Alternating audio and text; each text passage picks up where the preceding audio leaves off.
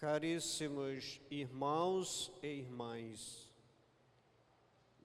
neste domingo, a palavra de Deus nos mostra o carinho, a atenção que Deus tem por nós, e especialmente por aqueles filhos e filhas que são vítimas do abandono, do desprezo, da diminuição. O profeta Jeremias, na primeira leitura, mostra essa proximidade e predileção que Deus tem pelo seu povo. Sobretudo, elenca o texto sagrado, pelos cegos, pelos aleijados, pelas grávidas e parturientes. A primeira leitura é um anúncio de bênção de Deus sobre o seu povo, que depois de muito tempo no cativeiro, sob o domínio de estrangeiros, voltava para a pátria, sua terra natal, a Palestina. O profeta Jeremias anuncia então o sinal da alegria. É um texto que destaca a alegria pela volta desse resto, como destaca o texto sagrado, o resto de Israel. Resto não no sentido desprezível, mas resto no sentido de que Deus olhava para aquela pequena porção que ainda estava ali sofrendo e que estava para voltar à terra prometida, e com esse povo ser um sinal de proximidade, de um Deus que dá a mão, de um Deus que cuida do seu povo, porque enquanto os seus filhos não se sentirem pessoas livres, amadas, acolhidas, Deus se interessa, Deus vai ao encontro dessa gente para mostrar-lhe o seu amor, o seu carinho, a sua atenção.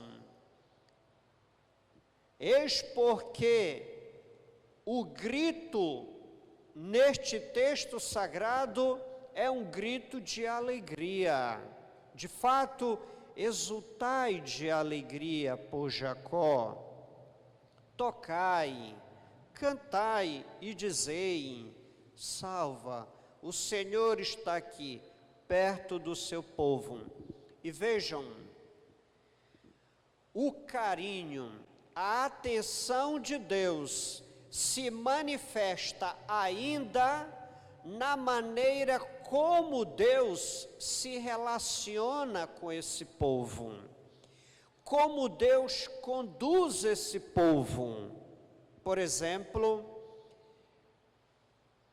eu os conduzirei por torrentes de água, por um caminho reto, onde ninguém vai tropeçar.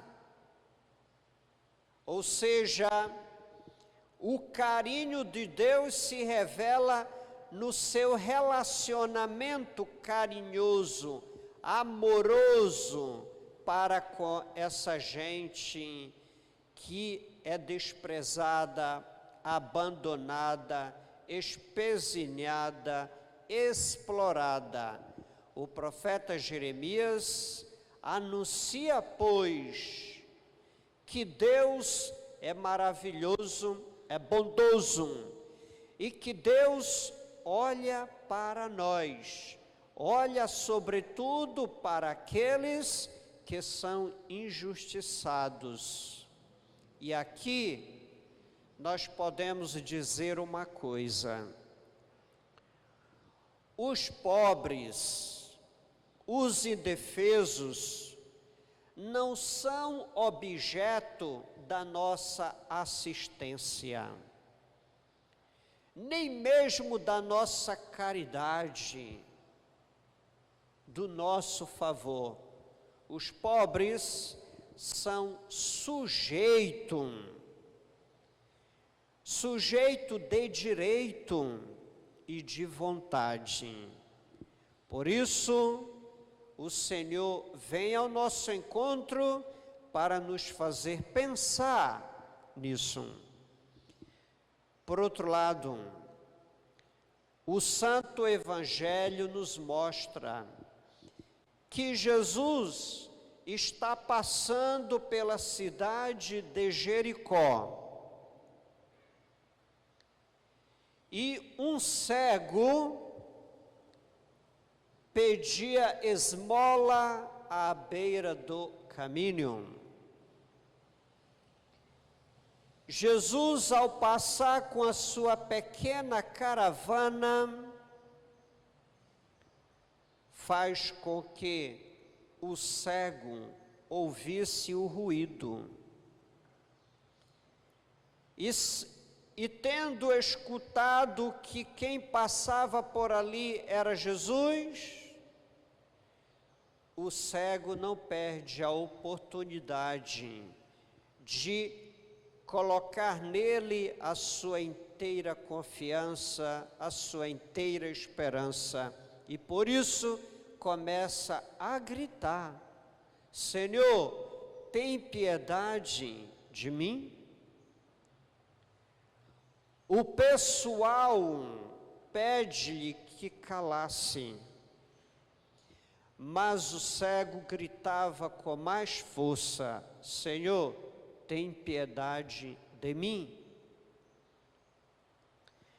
O Evangelho nos ensina que Jesus deu-lhe atenção, porque se interessou por ele e pediu: chamai-o.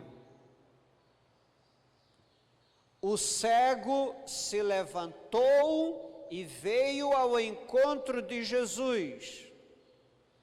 Jesus lhe pergunta: o que queres de mim? O cego responde: que eu veja, Senhor. Jesus lhe responde: tua fé te curou. Caríssimos irmãos e irmãs, diante desse relato, o que podemos tirar como mensagem prática para a nossa vida? Primeira coisa, Jesus tem tempo para o cego. Jesus dá-lhe atenção. Por causa disso, o que aconteceu? O cego, que estava à beira do caminho, marginalizado, gritando inclusive a sua desgraça, levanta-se e agora segue o caminho.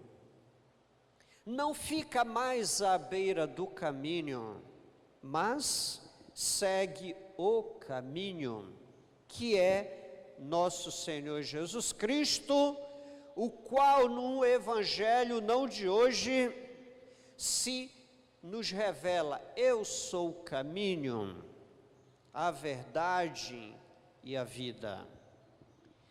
Segunda coisa, o cego jogou sua capa, seu manto e seguiu Jesus.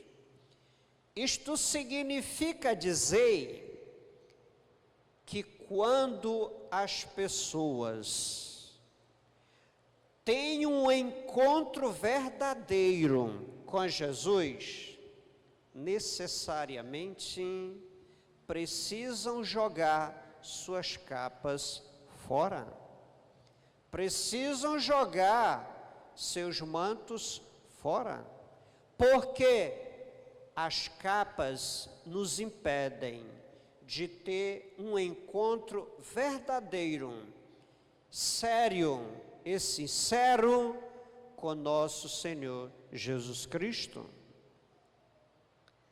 Talvez é por causa das capas que muitos seguem a Cristo, mas na superficialidade, pela tangente, não tem profundidade. E porque falta essa profundidade, uma vez que a capa o impede de levantar-se, falta um amor profundo pela igreja, pela comunidade.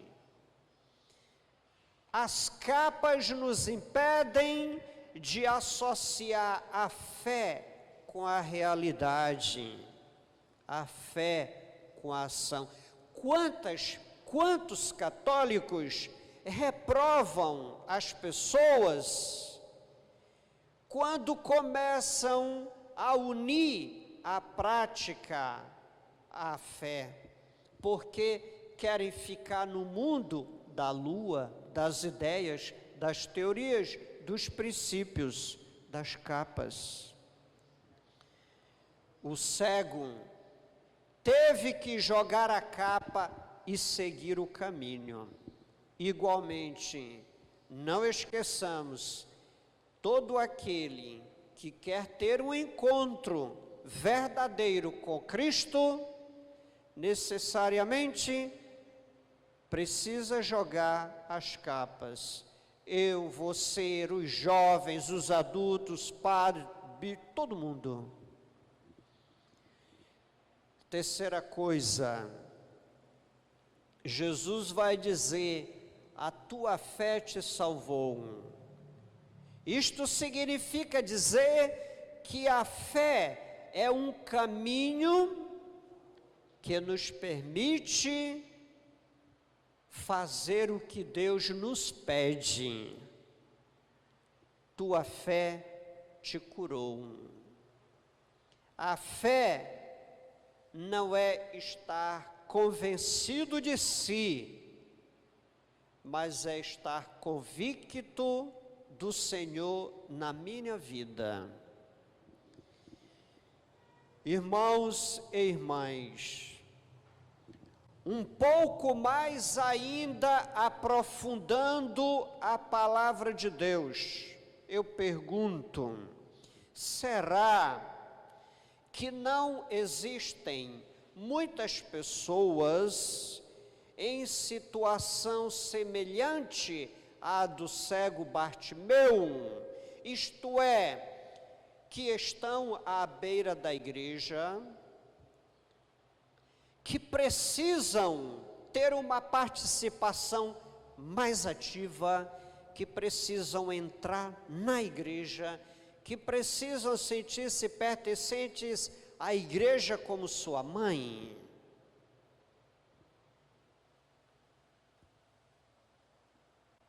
A palavra do Senhor nos pede, nesta Santa Missa, que vivamos uma fé cristã sempre unida à igreja, pedindo ao Senhor que nos ajude a descobrir que a alegria de Deus está em acolher a todos, sobretudo os sofredores.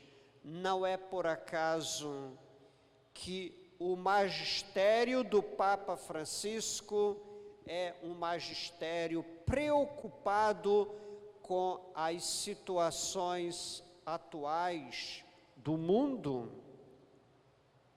E depois, vejamos a beleza do Cristo Jesus, que tem tempo para o outro, que se aproxima do outro, que se interessa pelo outro. A igreja está vivendo um momento, a pedido do Papa Francisco, que é o sínodo. Sínodo que já começou no mundo inteiro, e na primeira fase é a fase das igrejas particulares como a nossa. E o que eu quero dizer com isso? 3 verbos fundamentais que têm como base o próprio Cristo: encontrar. O Cristo se encontra. Dialogar. O Cristo dialoga. Discernir. O Cristo com o cego leva-o a discernir o caminho da vida.